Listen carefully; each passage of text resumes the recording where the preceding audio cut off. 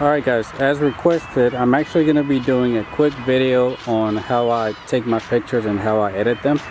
There's two ways. One, it's my phone, and the second way is with my actual camera.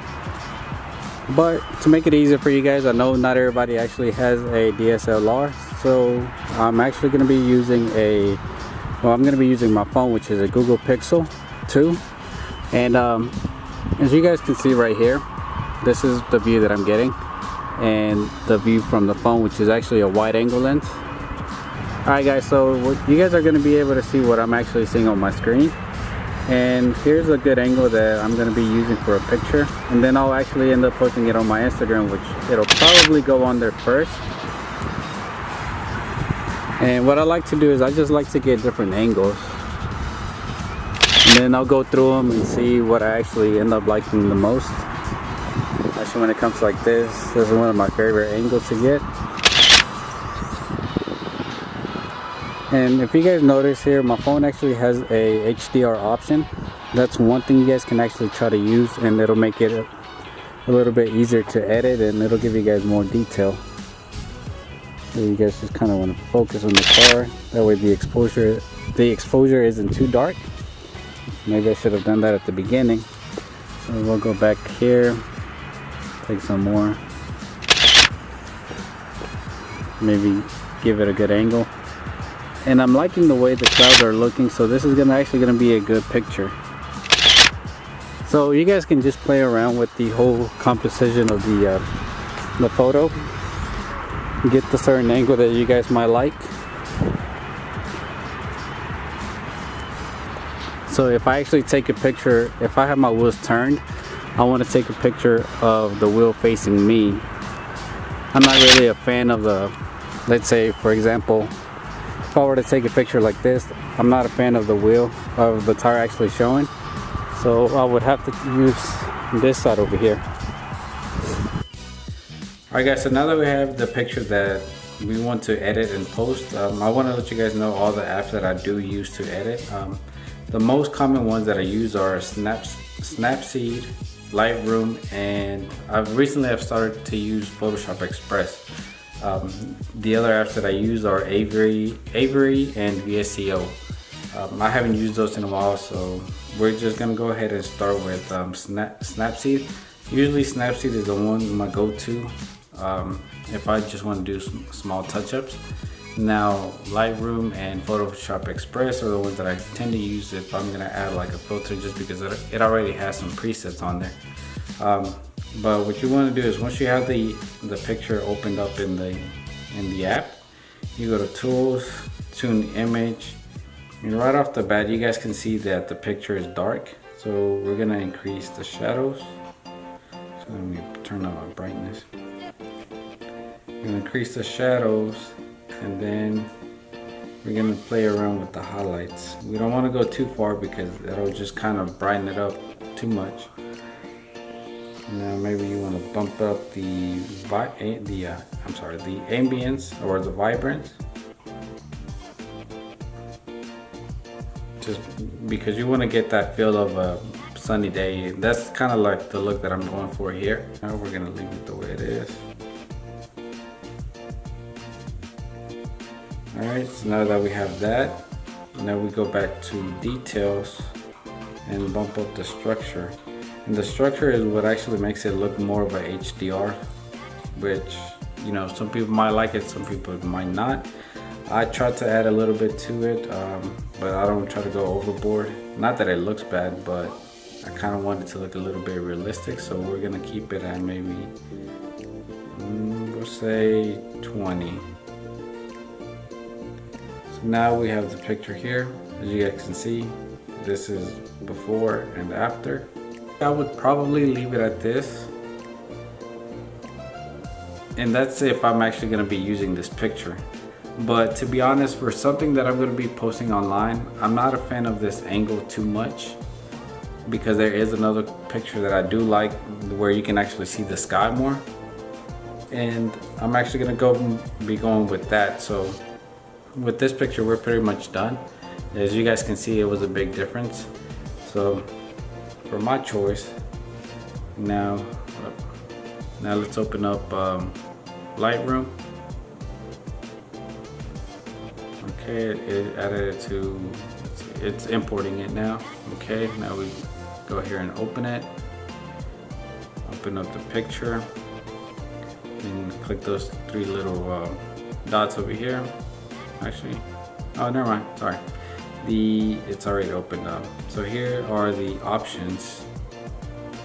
The easy way is if you go to effects, if you want to sharpen it up even more, you can. I'm just actually gonna leave it like that because it already has that filter. Then you just kind of look and see which filter you might want to add.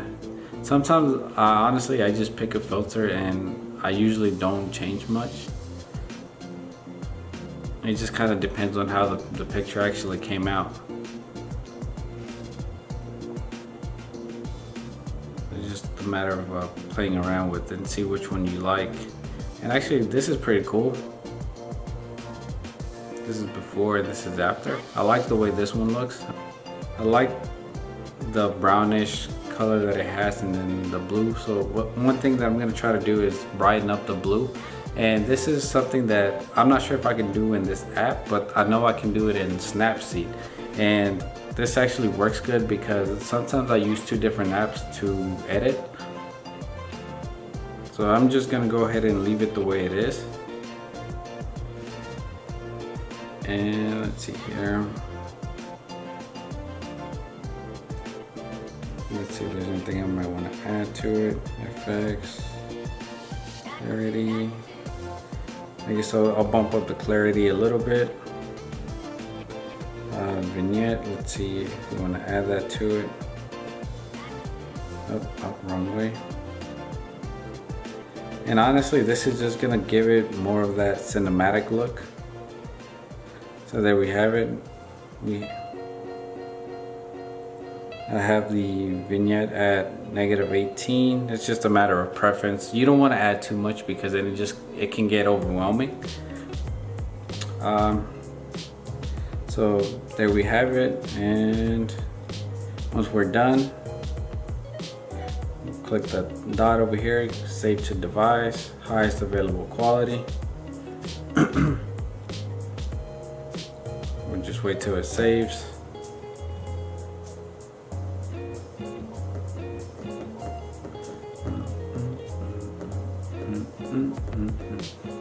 Now I might actually leave the picture like this. I might, but I'm gonna see if I'm able to edit the sky first. And this time we're gonna open it again with Snapseed. And the cool thing about this app is you can actually mess with certain sections of the picture. So we're gonna go to selective and we're gonna select that area, right? And you can kind of zoom in, zoom out of the area you want to cover. So there you have the brightness. So since the sky is kind of desaturated, we're just gonna click on saturation and we're gonna bump that up. And you guys can see what difference it's making. Personally, I feel like it looks a lot better with some color on the sky. It just kind of gives it that teal and orange kind of look that you see in certain pictures. So you can bump it all the way up to 100, which I think I'm probably gonna be doing. We got the brightness, contrast, saturation. If you want, you can play around with the contrast. There you're actually getting a brighter blue sky, which I think that's a little bit too much. So we're gonna go with, that's before. So we're gonna bump it up to 25. And honestly, I think that does it for the picture. Then once we have Instagram open, we're gonna go ahead and select the picture. And once you have the picture selected, and if you want to add text to it, you can.